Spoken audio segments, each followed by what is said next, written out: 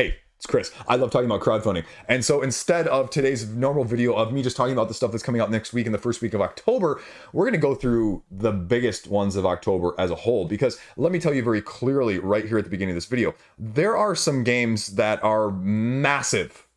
We probably have the potential for two of the biggest campaigns of the whole year. And I say that even while Tainted Grail is currently running as we speak.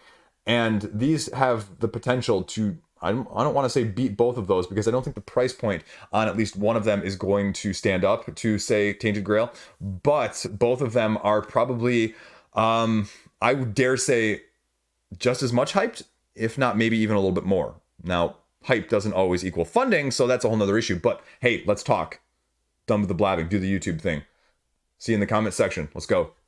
If you thought I was starting with anything else besides this, well, you just clearly don't know the channel at this point. Yeah, Spirit Island, Nature Incarnate. I'm going about it. I've got a copy of Horizons, and so I'll be putting out my impressions video hopefully either tomorrow or the next day.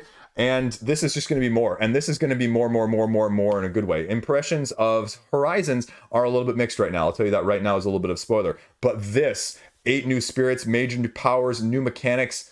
I am all over this, baby. I don't care what the price point is. I don't care about the exclusivity. I'm going to get it because Jagged Earth was a better price point. So I'm in. This is number 1 of almost all the cooperative games I will ever play. And I don't think I can ever have enough of this, even though I haven't played all the spirits in Jagged Earth yet either. So this is by far and away, when it launches on the 18th, the number 1 game on my wish list right now, currently, as we speak. Now, I'm just going to stay on backer here for a second very quickly, because this one was actually supposed to launch originally in September, but the Aegean Sea from Karl Chudike and Asmati was supposed to go, but now it's actually going on the 25th. And why this game is really kind of cool is because you have these cards that can be utilized as several different aspects of either people, foundations, or even as different parts of the island. And you're going to be upgrading them, putting them around your island in order to sort of engine build. And I think it's doing something really cool from an asymmetric card standpoint. And if the price point is right with this one, I see this one as a huge sleeper hit, as something that would be right up my ilk and alley of things I could get played, but also isn't going to be too long or too complicated or too AP prone. So I wanted to mention it right here at the beginning, since we're already over on BackerKit. Look, here's the other one, right? I mean, this is the reprint of Oathsworn. Oathsworn in the Deepwoods getting a reprint. Now, no apparent, from what my emails back and forth with Shadowborn Games indicate, new gameplay, but something to spice it up in terms of quality of life. So what is that going to be? Is that going to be storage? Is that going to be deluxifications? Is that going to be modifications? I have no idea, but I mean, it's selling for like 3 times the price on the secondary market right now in some pledges. So the demand is there, the rating is there, the boss battling, everyone is raving about and loving about. I haven't even got mine played.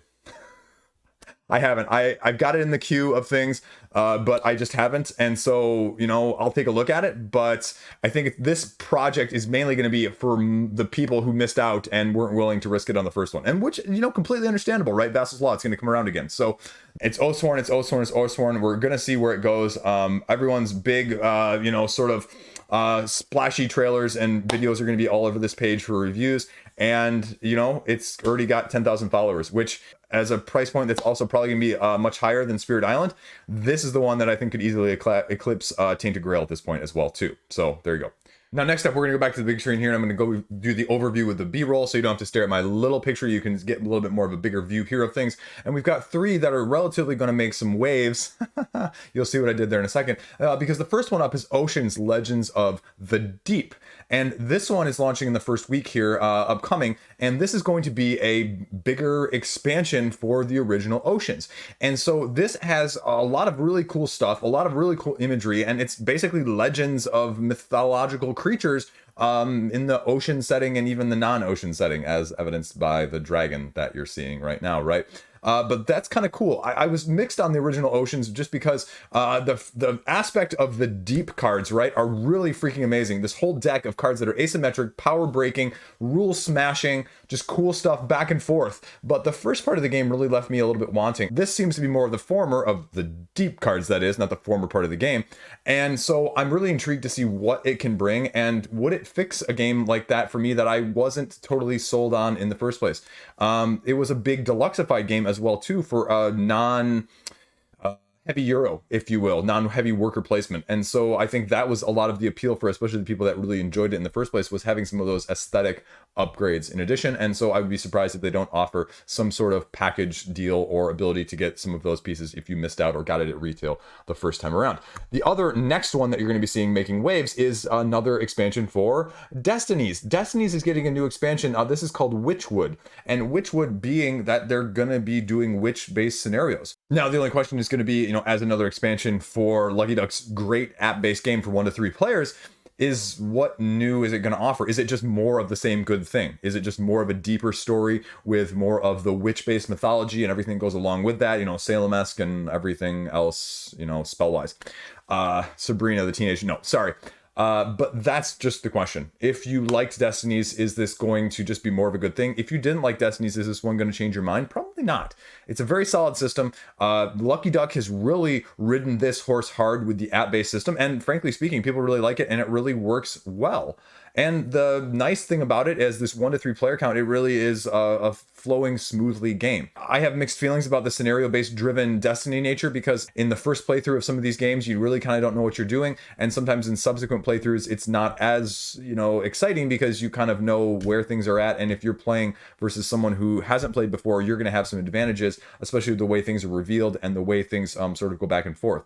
But I mean, it's a great property. It putting out a great product with that. People really, really enjoy it, and say what you will about the app system, which many people are also divided on that, but that's neither here nor there. I have no problem with it, but this is more of a good thing from that standpoint. Also, launching in the first week, now we have The Adventures of Dex Dixon. This is sort of a noir paranormal detectives trying to, going through a series of multiple scenarios, trying to fight monster crime bosses and vampire torch singers, and recruiting all of your, henchmen and allies, and going as a dungeon crawl might go in this very unique aesthetic, right? Outwit, outplay in a skirmish style type of game. And this is kind of cool. I like the aesthetic of this. Just the question is going to be, from an aesthetic standpoint, in a skirmish style, what's going to set it apart in the skirmish realm of things when we're seeing more and more of this, especially with the miniature based system? There's not a ton of information right now, even on Board Game Geek, but they have about, half a dozen or so small clips of what the gameplay-ish, rules-ish, setup-ish looks like from that standpoint, if you want to get a little bit of preview before it launches in a couple days. So it's definitely got a different vibe. And like I mentioned, the question is not, is it going to be a good game? Well, that is always the question. But in the world of other skirmish things, Super Fantasy Brawl, Mythic Battles Pantheon, anything like that, right? How unique is yours, and why should I buy yours over someone else's? So let's see what they got for us when it launches. Now, if you know me, this one may not surprise you, but this is probably not going to be one of the biggest names on the list, but it's going to be one of the ones that's probably going to have some of my closest attention in terms of getting it.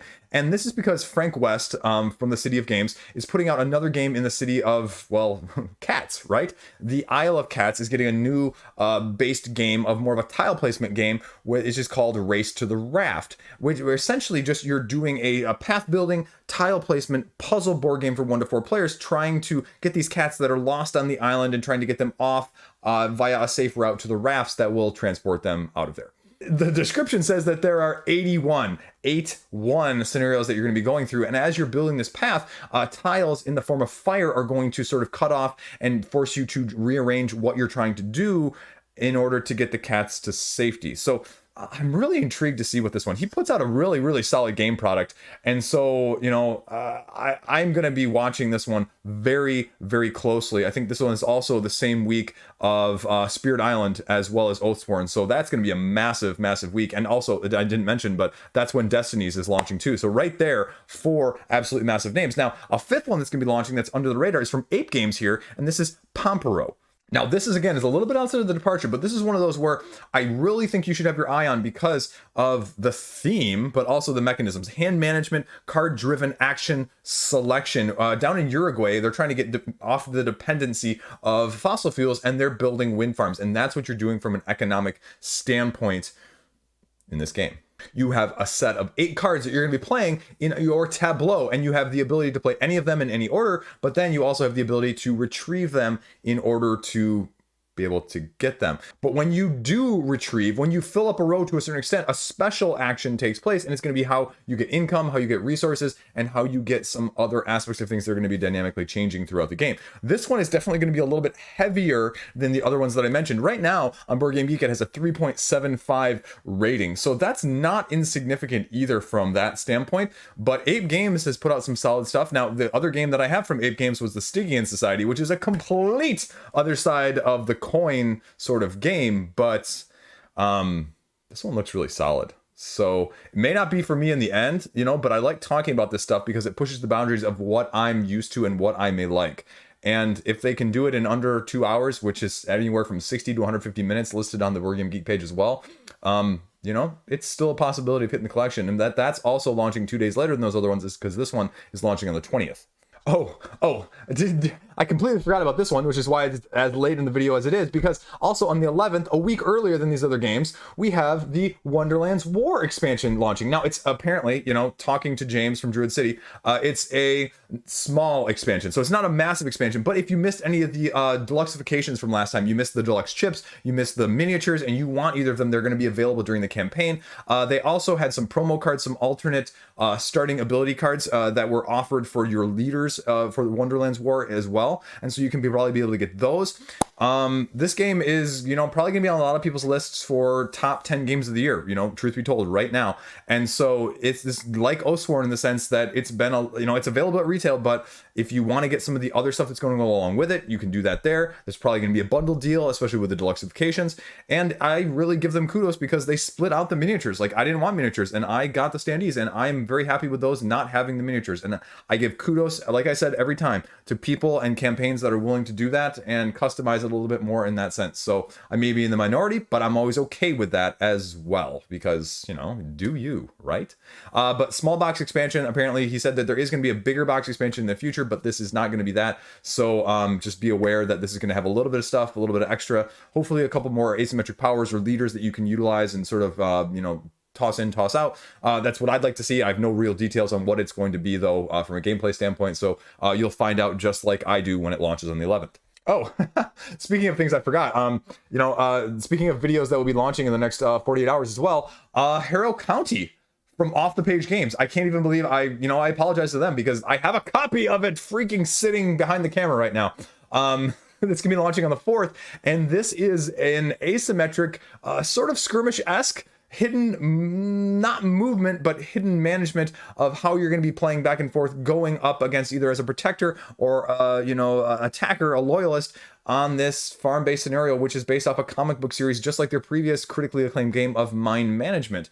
And this game also has very high aspirations. I'll tell you right now, the ceiling is going to be very high on this, and there's going to be several different ways you can play this. You can play it with 2 players, you can play it with 3 players, and you're going to be taking actions, you're going to be laying these pieces down, you're going to be battling back and forth, taking asymmetric abilities based on lantern usage and just how many actions you get per turn, going back and forth. The dynamic is there, the aesthetic is there. It's a little bit different mechanism and player count, and so it really needs to be matching up with you from that standpoint, because it is also significantly different than their previous title, Mind Management. They're not staying with something, you know, like really close to that, you know, and play it safe. They're going out there as this is something different than other stuff I've played. And you know, I'll have a video fully coming out about it, so no spoilers here too much, but it's one that you should really have your eye on, especially if the price point is right. And if they do anything like Mind Management, they're going to be having some deluxeification or some enticing reason to get it on crowdfunding in the first place. And you should be, you know, relatively intrigued about this one if you have any inkling, or you don't want to have another one fly under your radar like maybe Mind Management did for you, just like it did for me the first time around as well. So that's launching on the 4th. Now, if the 18th wasn't piled up high enough, Chip Theory Games just recently announced also a game called 20 Strong, which is going to be a combinatorial dice and card-based system where you have an adaptable set of rules that's going to be used over several different quote-unquote decks that are going to be scenario-based, right now, solo-driven card game. each card presenting some sort of unique challenge, unique scenario, or other requirement, where you may have something, as they say, the example on the website is a lock-picking challenge from the Too Many Bones series. The cards therein provide the challenges, and the dice, of which there's going to be, I think, 17 or so, they say, with 3 adjustable stat dice making up the 20 and the 20 strong that you're going to be using to overcome the challenges in some way, shape, form, mitigation, rolling situation from a whole. You get enough successes, you complete the challenge card, gain its rewards. If you don't, you take damage, go on to the next card unless you run out of hit points. They've already put enough information out on the website, so there's no details in terms of what it's going to look like play-wise, but they say it's going to cost $30, still with all of their premium components and conditions that they're known for, and with the other decks that go along with it, so a set of 3 that they're going to be coming from, including the new Solar Sentinels on top of the Hoplomachus and the Too Many Bones, it's going to come to $65 in the campaign. But they're going to be, hopefully, they say, doing more decks in the future that you can sort of work your way through, as well as possibly entertaining multiplayer in the future.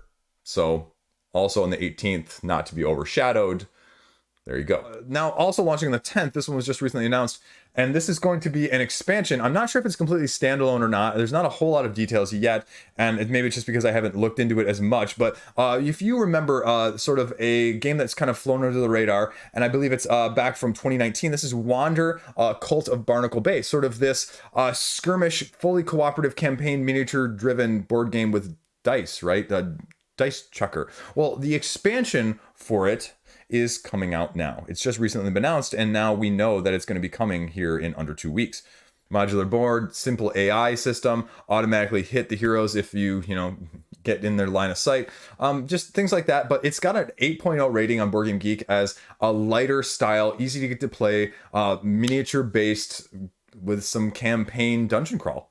And I think it's sort of been sort of an indie darling.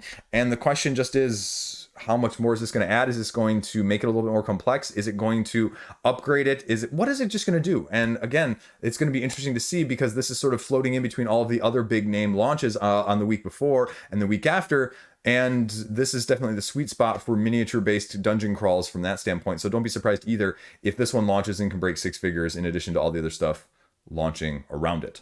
We have a couple other that we'll cover here. The Queen's Dilemma. You're fairly familiar with the King's Dilemma, but now we have the Queen's Dilemma, and this is the standalone sequel expansion to that, sort of legacy-esque style game that went from a retail standpoint.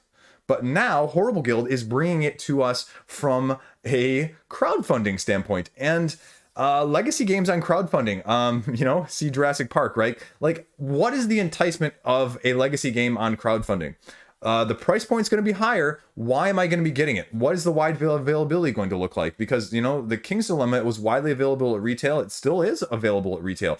Like, what is going to be the reason I get this, and why should I get this? King's Dilemma was one that I really saw people either absolutely loving or really just kind of not liking as much because of the nature of it in the first place. I mean, the narrative branching story elements with legacy, just aren't really going to be everyone's bread and butter. Do you really want a dilemma deck that gives a story or a situation that you're having to choose from that's going to have actions and ramifications throughout the rest? Also, this is a 3 to 5 player game. So you don't have to have, I think, but it really benefits from the same set of 3 to 5 people playing the original. And right now, there is no player count on Queen's Dilemma, but I'm guessing it's going to be something very similar from that standpoint. And they say now you're going to be doing sort of a bigger picture, big map of the kingdom where you're going to control different regions and managing them from that way. And there's going to be resources and uses and exchanging to build, buildings and upgrade improvements, and tense voting sessions and tough decisions are going to be made.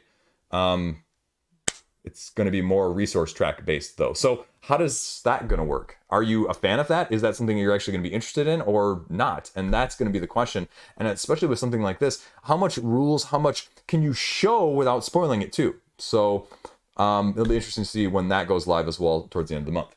Now, as far as I know, this next one, Towers of the Sun from Quality Beast, is still going to be launching in the middle, right around the time of the 18th, 17th in that week. And this is sort of a tower building, a little bit of abstract area control game. And I've really been excited by it. I like what the aesthetic is showing, but it's been in production for a while. And I'm not sure if the current campaign of philosophy from Quality Beast that's running over on GameFound right now, still for a while, is going to affect that, because originally, you know, if that funded and the timing overlap, I don't think that was going to be too much. But now, if that's going to have issues with the funding standpoint, which it's still not completely funded, or are they just going to launch it anyway? What is that going to look like? How is that going to be affected? Either way, that one is tentatively still, I think, scheduled for around the 17th, but we'll kind of wait and see as the date and time gets closer and what else happens with philosophy. So I could easily see that one changing between now and then.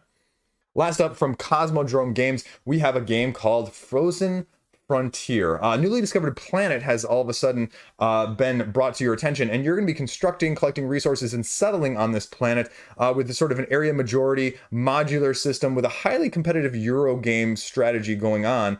And you're going to be basically just constructing, collaborating, raising funds and resources, and then going through 3 rounds to see who can get the most victory points at the end. This one was originally delayed, and it's been, you know, delayed, I think, at least once. And so we're going to see what Cosmodrome does here the first week, this upcoming week on the 4th, when it goes live. It's 1 to 4 player. It's launching on the 4th. Again, the rating on Board Game Geek has it as a 3.8 in terms of heaviness. So again, it's probably a little bit too heavy for me, but, you know, I like the appealing. I'm trying to broaden my horizons as well, like I mentioned earlier. So this might be one of the more heavy Euro games with a little bit more attention this month. And so if you're looking for something along those lines, there you go, just in a few days. That's it. Those are the big ones this month. And was that enough for you? A little bit of this going around, right? Cash. We're going to be spending it. It's going to be flying. You know, again, every single week that I do the roundup too, there's always 2 or 3 games that I go, wow, that's really kind of intriguing. I didn't really know about that. Or I didn't really know much about it even before it launched. Or wow, that came out of nowhere. That's why I like doing this. That's why I like talking about this. And here you go, a smattering of everything else that's going to be big name, that's going to get all the hype, that you're going to see videos across many different horizons, paid, unpaid, and everything else in between. So anticipate it flooding your inbox, your in-stream, and your little sidebar over here on the YouTube side of things as well in the first place. So there you go. That's all I got. Stay classy. See you around. Have a great day. Tell your friends. I'm trying. Thanks, guys.